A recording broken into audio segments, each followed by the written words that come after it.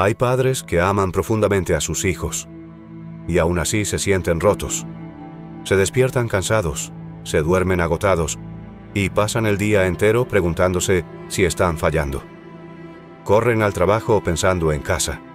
Llegan a casa pensando en el trabajo. Nunca es suficiente. Nunca lo es. No lo dicen en voz alta, pero en su mente hay un eco constante. ¿Y si soy un mal padre? ¿Y si lo que doy no basta? Este video no es para endulzarte la realidad. Es para mostrarte el peso que llevas y el camino para soltarlo. Porque existe una filosofía antigua, olvidada por muchos, que puede devolverle paz a tu mente en medio del caos. El estoicismo. Una forma de ver la vida que no promete días fáciles, pero sí una fortaleza interior inquebrantable. Hoy vas a conocerla, y si la aplicas, puede cambiar tu manera de ser padre y tu manera de vivir. Hoy te presentaré la historia de Daniel, un padre que, al igual que tú, hay días en los que siente que no puede más, aprende de su historia y aplica en tu vida los principios estoicos que pueden salvarte y darte una vida y crianza con dirección. La primera luz del amanecer apenas se colaba por la ventana, pero Daniel ya estaba despierto. No porque quisiera, sino porque su cuerpo había aprendido a dormir a medias. Desde que nació su tercer hijo, el sueño se convirtió en un lujo que se medía en minutos, no en horas. Eran las 5:32 de la mañana. El techo blanco sobre su cama se había vuelto su primer paisaje cada mañana. Llevaba más de 40 minutos ahí, con los ojos abiertos, escuchando la mezcla de sonidos que definían su vida. El llanto apagado del bebé en la cuna, los pasos apresurados del hijo mayor que buscaba algo, y el portazo de una puerta que no encajaba bien. Había algo en ese caos cotidiano que ya no le sorprendía. Se había acostumbrado y eso lo aterraba. Se levantó sin entusiasmo, más por inercia que por voluntad. Su cuerpo estaba rígido, espalda baja adolorida, cuello tensionado, párpados pesados. Caminó por el pasillo y tropezó con un zapato de su hijo mayor. Lo pateó hacia un rincón sin decir nada.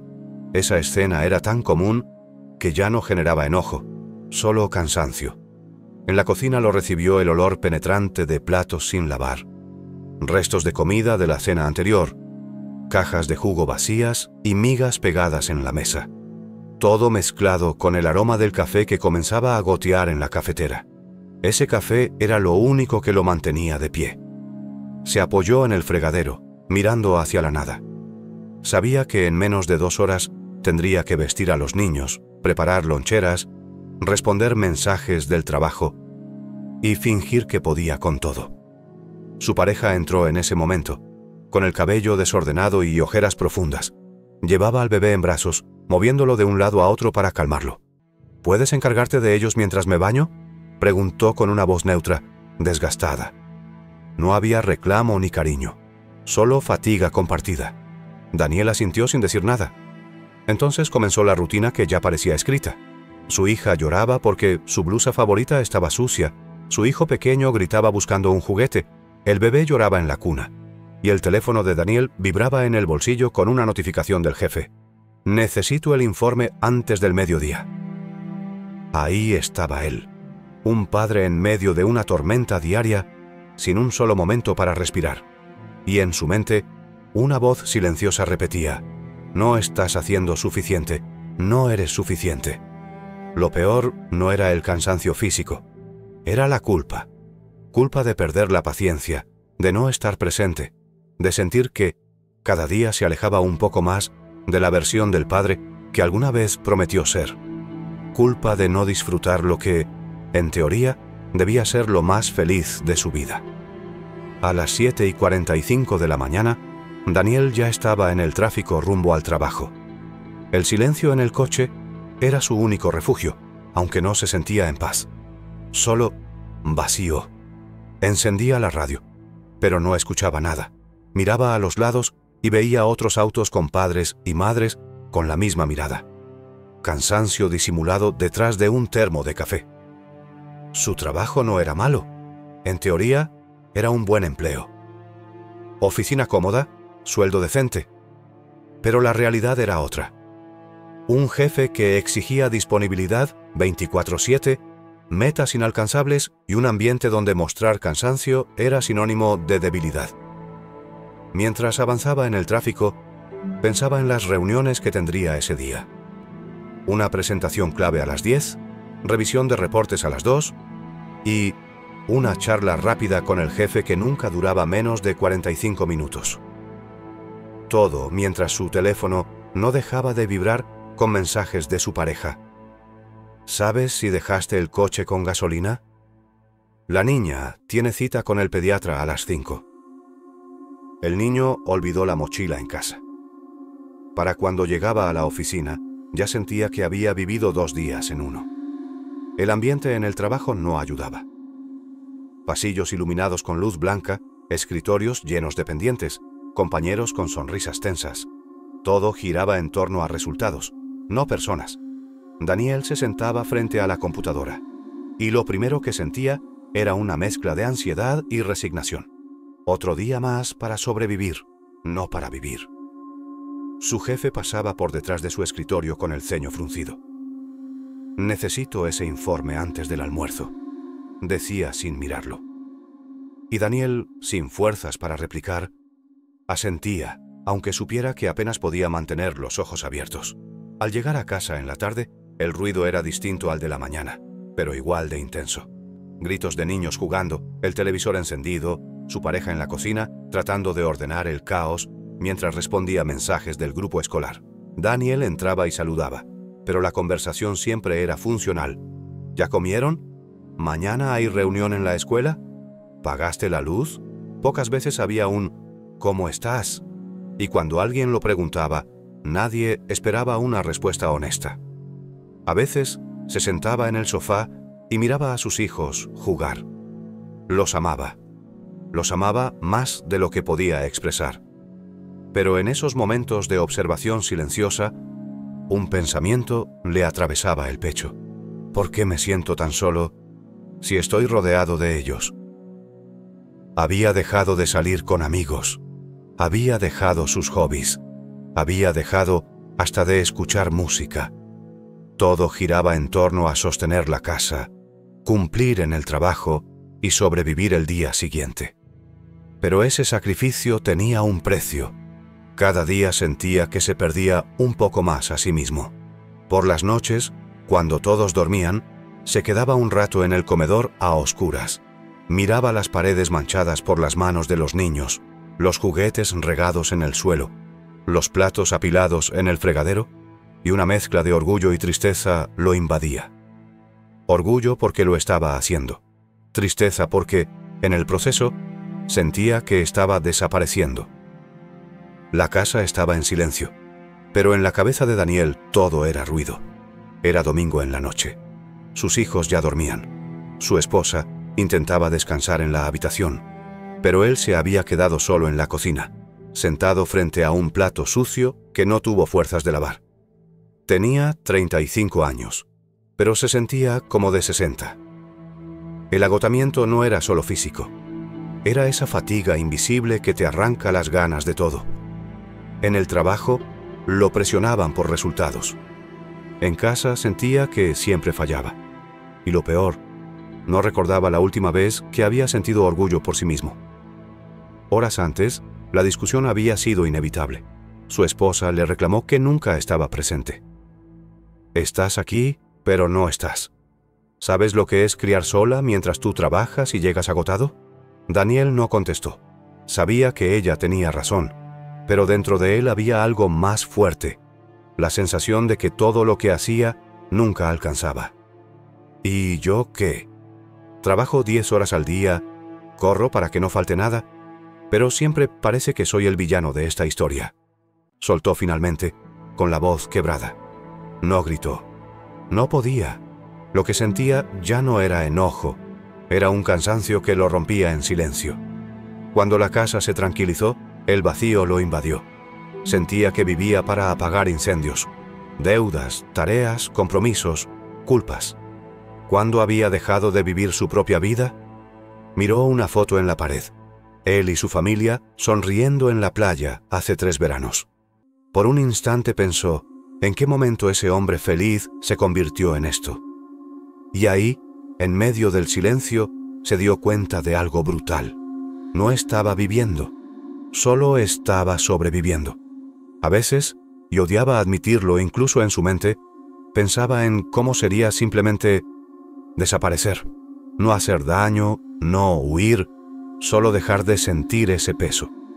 Pero entonces veía el rostro de sus hijos y la culpa lo aplastaba todavía más. Era un círculo sin salida, culpable por trabajar demasiado, culpable por no dar suficiente, culpable por soñar, aunque fuera por un segundo, con rendirse. Esa noche no hubo lágrimas, tampoco gritos, solo silencio y un cansancio tan profundo que parecía no tener final.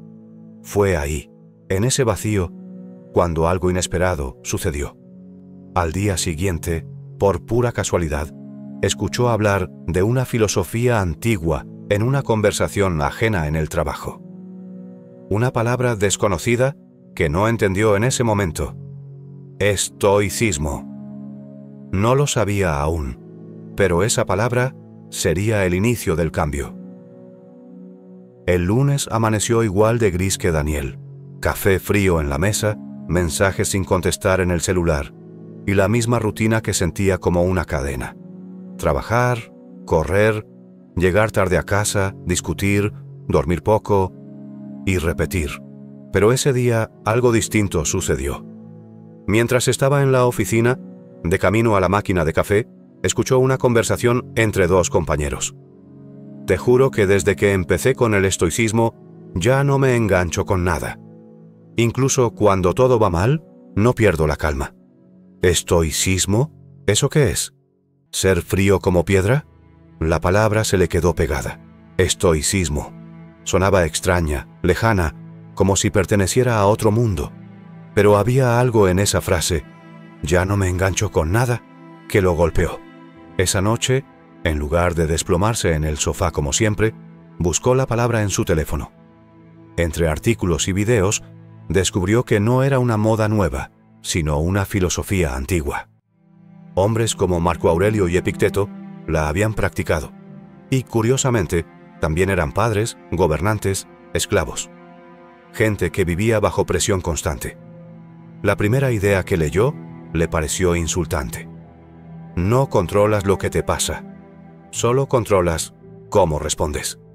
Daniel frunció el ceño. ¿Y qué se supone que haga con eso? ¿Aceptar que todo a mi alrededor es un caos y no hacer nada? Lo sintió casi como una ofensa, como si le dijeran que debía conformarse con su agotamiento. Pero siguió leyendo. Una línea cambió todo. Sufrimos más en la imaginación que en la realidad. Por primera vez en mucho tiempo, Daniel se detuvo a pensar. ¿Cuánto de su agotamiento era real? ¿Y cuánto venía de su mente repitiéndole que nunca era suficiente? Empezó a notar un patrón. En el trabajo, temía los reclamos antes de que ocurrieran. En casa, se sentía juzgado incluso cuando nadie decía nada. Vivía anticipando problemas que muchas veces nunca pasaban. Esa noche, con el teléfono en la mano y la casa en silencio, sintió algo nuevo, curiosidad. Pero la curiosidad trajo también resistencia. Mientras más leía, más sentía que el estoicismo iba en contra de todo lo que había creído. Él pensaba que un buen padre debía cargar con todo, sin quejarse. El estoicismo decía que intentar controlar lo incontrolable solo te rompe por dentro. Él pensaba que ser un buen hombre era sacrificarse hasta olvidarse de sí mismo. El estoicismo decía que descuidarte a ti es el primer paso para fallarle a los demás. Él pensaba que sus emociones lo definían. Si estaba agotado, era porque la vida lo había vencido. El estoicismo decía que podía aprender a dirigir sus emociones, en lugar de ser arrastrado por ellas. Al cerrar el teléfono, Daniel sintió algo extraño. Por primera vez en meses no estaba enojado, sino confundido. Una pregunta lo taladraba. ¿Y si toda mi vida he estado peleando las batallas equivocadas? No tenía respuestas. Pero esa noche durmió diferente. no porque sus problemas desaparecieran, sino porque había aparecido una chispa que no recordaba, la posibilidad de cambiar. Daniel comenzó a leer sobre estoicismo en los pocos momentos que tenía libres. En el metro, en el baño, en las noches cuando todos dormían. No buscaba una filosofía, buscaba oxígeno, algo que le dijera que no estaba condenado a sentirse así para siempre. Al principio, cada idea que encontraba era como un golpe directo a su ego. Era confrontante, casi incómodo. Leyó una historia sobre un hombre que había perdido todo, pero seguía en paz porque entendía que lo único verdaderamente suyo era su mente y sus acciones. Esa frase lo irritó. ¿Cómo voy a estar en paz cuando mi hijo me grita que nunca estoy en casa? ¿Cuando mi esposa llora por la presión? ¿Cuando mi jefe me amenaza con despedirme? Pero mientras más lo pensaba, más entendía lo que significaba. El mundo no iba a detenerse para que él respirara.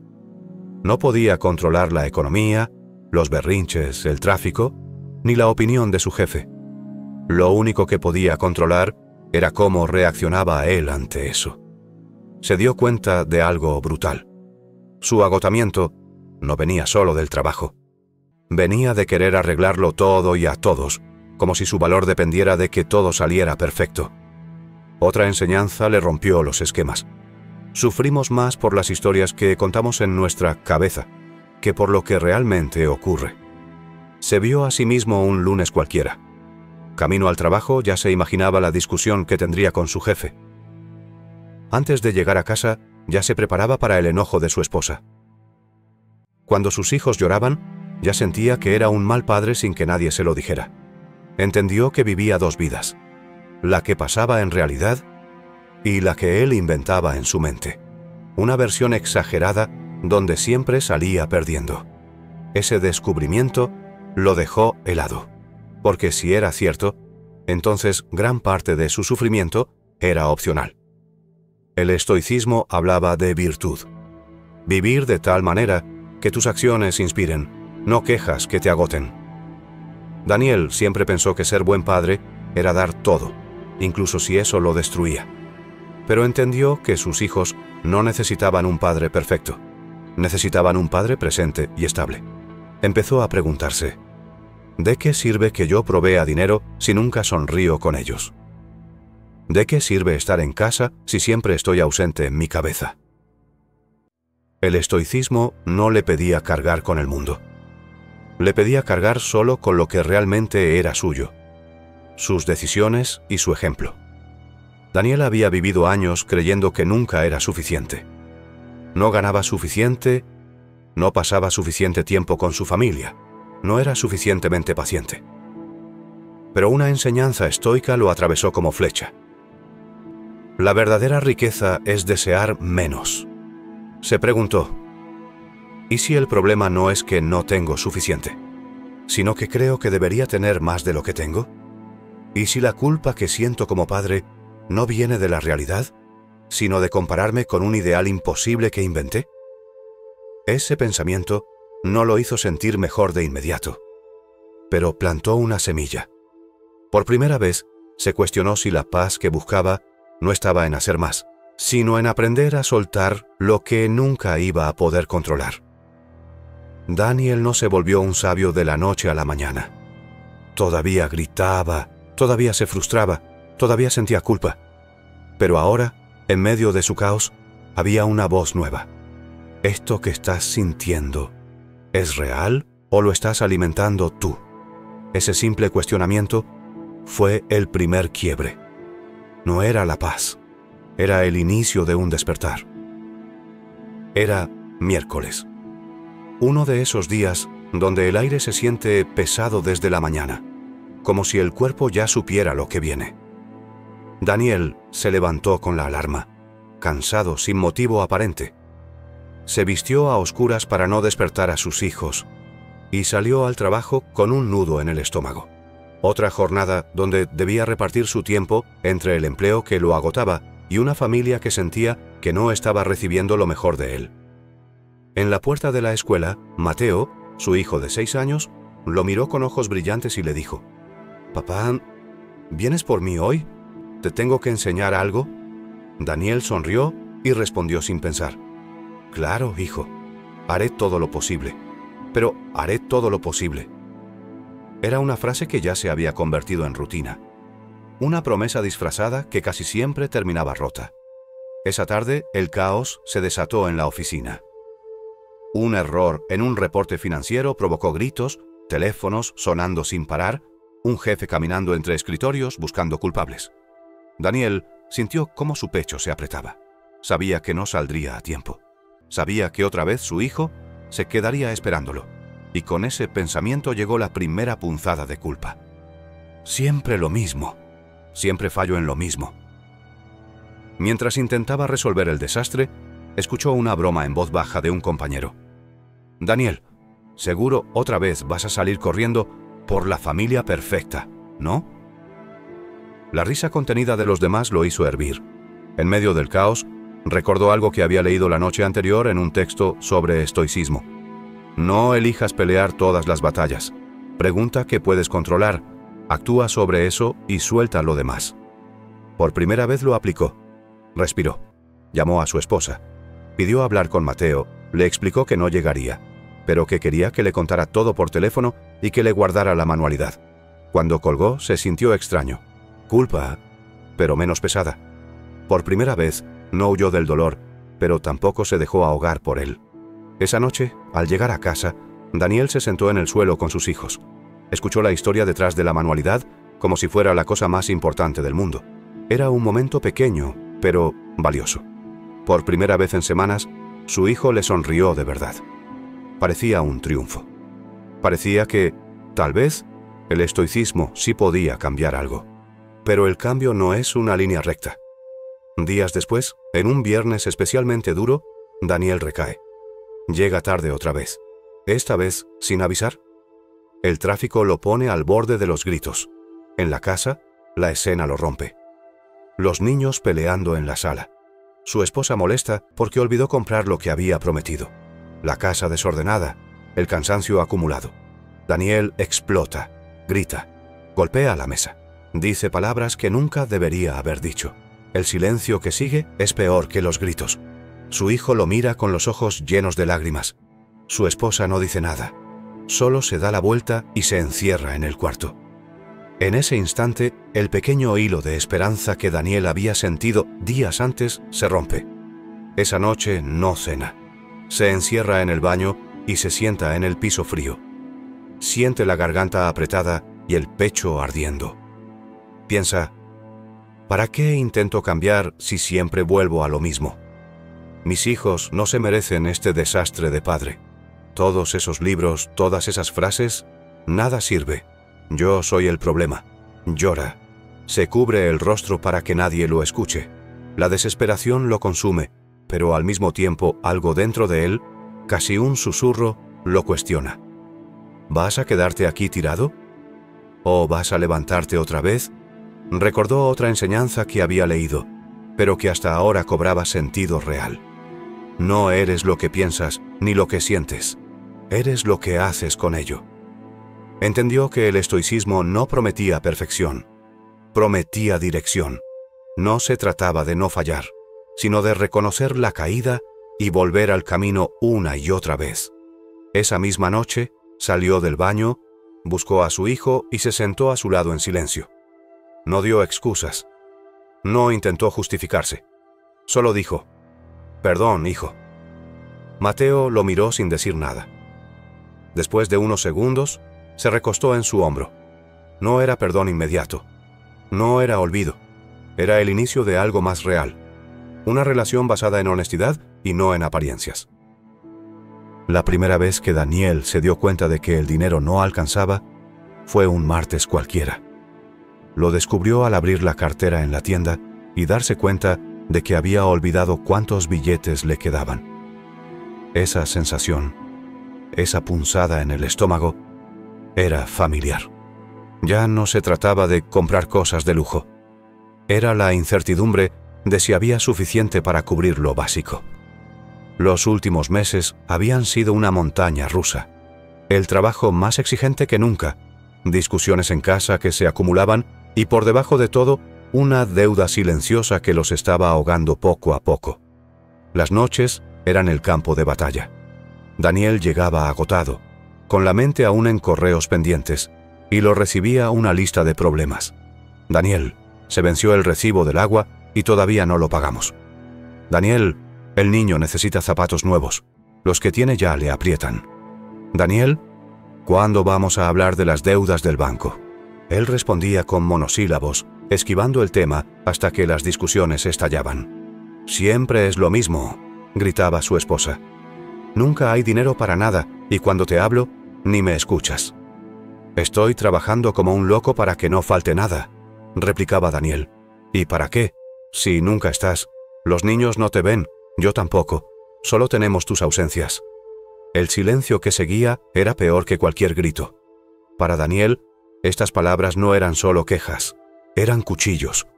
Se repetía en su cabeza mientras manejaba al trabajo. No soy suficiente. Trabajo y trabajo, pero nunca alcanza. ¿Para qué sirve todo esto? Había noches en que se quedaba sentado en el auto frente a su casa con el motor apagado, en silencio, porque no tenía fuerzas para entrar. Veía las luces encendidas y escuchaba las risas o los llantos de sus hijos a través de las ventanas. Y en esos minutos lo invadía una mezcla de amor y vergüenza. Amor porque eran su razón de vivir. Vergüenza porque sentía que los estaba fallando. La gota que derramó el vaso llegó en forma de una llamada del banco.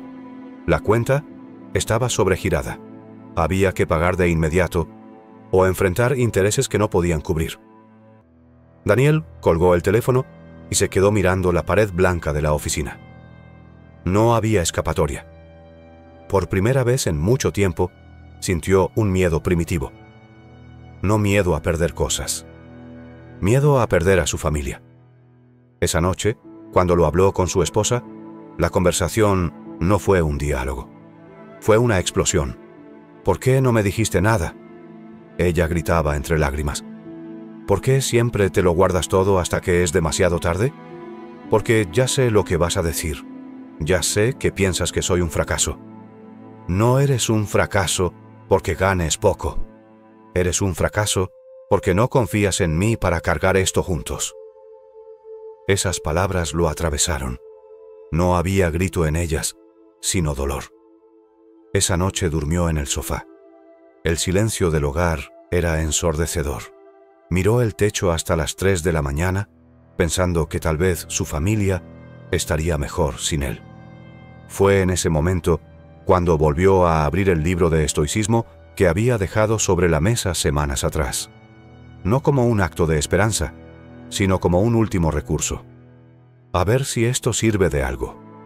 El texto decía: el hombre sufre más por lo que imagina que por lo que sucede.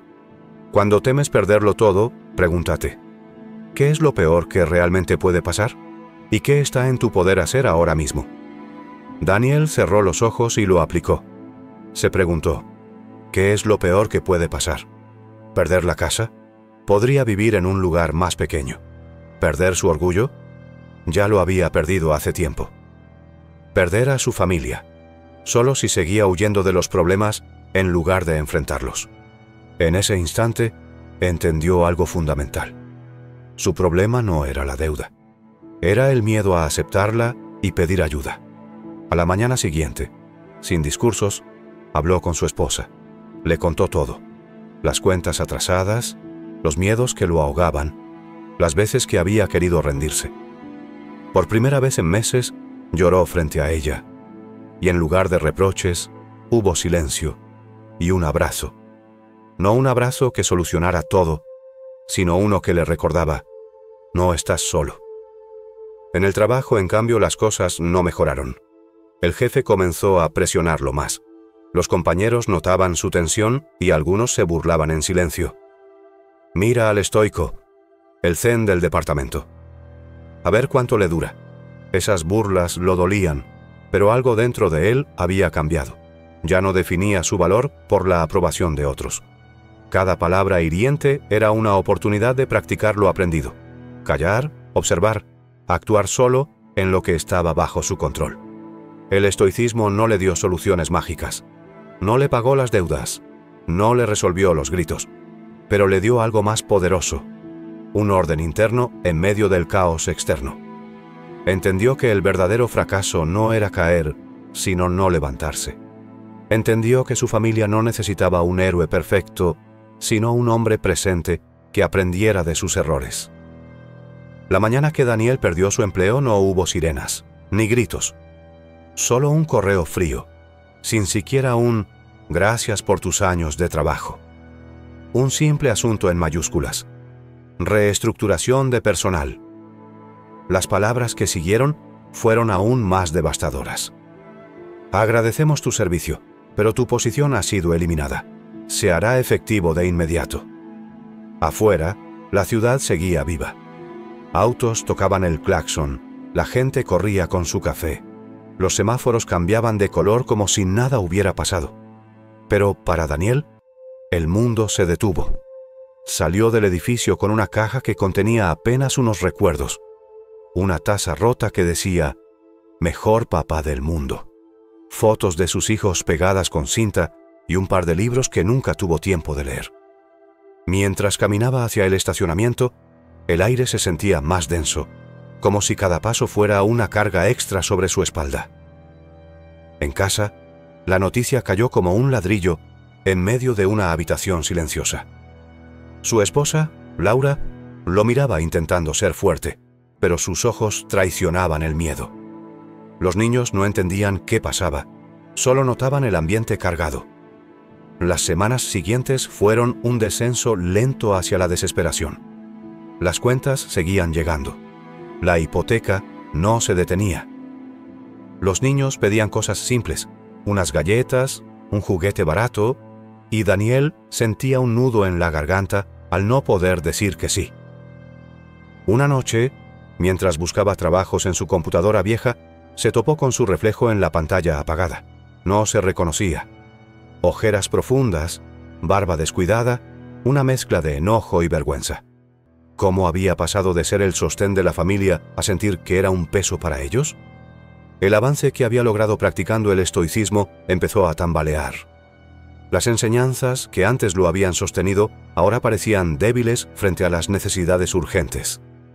¿De qué sirve aceptar lo que no controlo si lo que no controlo está destruyendo mi vida? Se volvió irritable. Un comentario de Laura sobre ahorrar en la despensa terminó en gritos. Su hijo mayor lo escuchó y se encerró en su cuarto llorando. Esa noche, Daniel sintió que había fracasado como padre y como hombre. Salió a caminar solo. Era invierno y el viento cortaba la piel.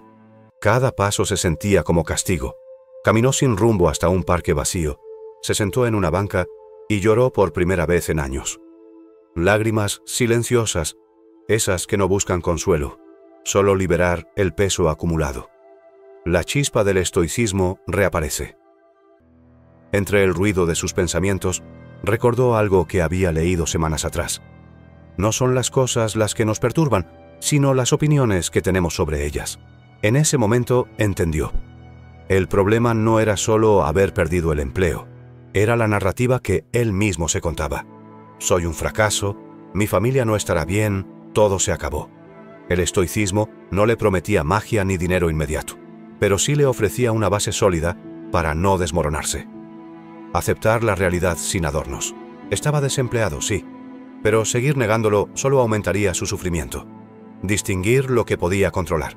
No podía cambiar la decisión de la empresa, pero podía controlar cómo usar su tiempo, cómo buscar soluciones y cómo proteger emocionalmente a su familia. Recordar que la virtud no depende de la riqueza. Un buen padre no es el que lo da todo materialmente, sino el que guía y permanece presente incluso en la tormenta. Esa noche, Daniel regresó a casa con un plan. Vender su auto para cubrir los gastos inmediatos. Era doloroso.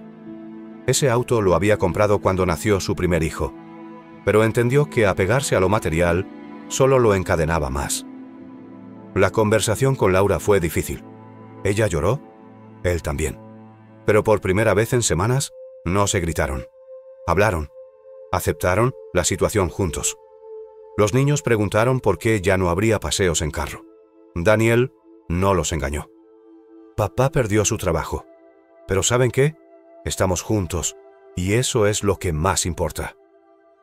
En ese momento, por primera vez, el estoicismo dejó de ser teoría y se volvió carne. No se trataba de recitar frases, sino de encarnar el valor de enfrentar la adversidad sin perder humanidad. Existe una lección estoica que Daniel empezó a aplicar sin siquiera darse cuenta. La riqueza no está en tener más, sino en necesitar menos. Esa frase no lo hizo sentir menos ambicioso, sino más libre. Descubrió que gran parte de su ansiedad provenía de sostener un estilo de vida que no era esencial.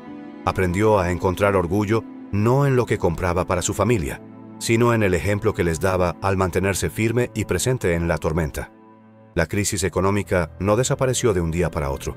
Los días seguían siendo difíciles, pero algo cambió en Daniel. Dejó de sentirse víctima. Ahora veía cada decisión. Reducir gastos, vender cosas, buscar nuevas formas de ingreso, no como una humillación, sino como una prueba para su carácter. Por primera vez en meses, sintió algo parecido a paz. No porque todo estuviera bien, sino porque aceptó que tal vez no necesitaba que todo lo estuviera. El cambio en Daniel no fue una explosión repentina, sino un goteo constante. No hubo un solo día en el que todo se resolviera, pero poco a poco, la sombra en sus ojos empezó a disiparse. Al principio, su familia no lo notó. Seguían viéndolo callado en la mesa, todavía preocupado, todavía con la incertidumbre en el aire. Pero lo que cambió fue sutil. Ya no golpeaba la mesa cuando hablaban de dinero. Ya no se aislaba en el cuarto cuando las cosas salían mal. Ahora escuchaba, preguntaba, reconocía sus errores sin excusas. Una noche, su hijo mayor se le acercó con un dibujo, una familia tomada de la mano frente a una casa. Encima, escrito con lápiz, «Papá ya no está enojado». Daniel lo miró y, por primera vez en mucho tiempo, sonrió desde el corazón. No porque todo estuviera resuelto, sino porque entendió que el cambio verdadero se mide en los ojos de quienes te aman. Laura también empezó a notar la diferencia. No en grandes discursos, sino en los detalles. Cuando la comida en la mesa era sencilla, él ya no suspiraba frustrado, sino que agradecía en voz alta. Cuando las discusiones amenazaban con escalar, respiraba hondo y decía, «Hablemos cuando estemos tranquilos». Cuando recibían malas noticias, una factura más, una entrevista fallida, él no las veía como el fin del mundo, sino como parte del camino. La confianza rota no vuelve con palabras, vuelve con consistencia. Daniel entendió que debía ganarse de nuevo el respeto de su esposa e hijos con acciones, no promesas. Empezó a levantarse temprano, aunque no tuviera empleo fijo. Buscaba soluciones cada día y, sobre todo, les mostraba con su ejemplo que la dignidad no depende del dinero, sino de la actitud frente a la adversidad. Un hombre no se define por lo que logra cuando todo es fácil, sino por cómo sostiene a su familia cuando todo se derrumba. El estoicismo no lo volvió frío, al contrario, lo volvió presente. Aprendió a cargar el peso sin transmitirlo. Aprendió que la verdadera fortaleza no es callar el dolor, sino convertirlo en calma para los demás. Hoy, la vida de Daniel sigue sin ser perfecta. Aún hay cuentas que pagar. Aún hay días difíciles. Pero algo cambió para siempre. Ya no vive huyendo del caos. Vive en paz dentro de él. Mira a sus hijos y ya no siente vergüenza, siente propósito. Abraza a su esposa y sabe que el amor real no se mide en regalos, sino en presencia. Entiende que no controla el mundo, pero controla quién es en medio del mundo. Y a ti, que escuchas esta historia, tal vez viviendo lo mismo, ese peso de ser padre, de sostener, de no fallar, hay algo que debes saber. El estoicismo no te promete que nunca sufrirás. No te dará una vida perfecta, ni te hará inmune al dolor. Pero te dará dirección en el caos. Te enseñará a distinguir lo que puedes controlar y a soltar lo que te está consumiendo. Te recordará que el verdadero valor no está en tener más, sino en necesitar menos, y en nunca abandonar la virtud, aunque todo lo demás se pierda. No reces por una vida fácil, reza por la fortaleza para soportar una difícil. Epicteto, la tormenta seguirá ahí, pero tú ya no serás el mismo. Si esta historia te habló, es porque tal vez estás cargando más de lo que deberías, y lo sabes. Hoy viste que no necesitas una vida perfecta para ser un buen padre, sino aprender a ser firme en medio del caos. Cuéntame en los comentarios. ¿Cuál es la parte de tu vida que más necesita calma ahora mismo? Me encantaría leerte y que juntos hagamos de este espacio un lugar para padres que buscan crecer, no huir. Y si crees que alguien más necesita escuchar esto, compártelo. Tal vez este mensaje sea el inicio del cambio que estaban esperando.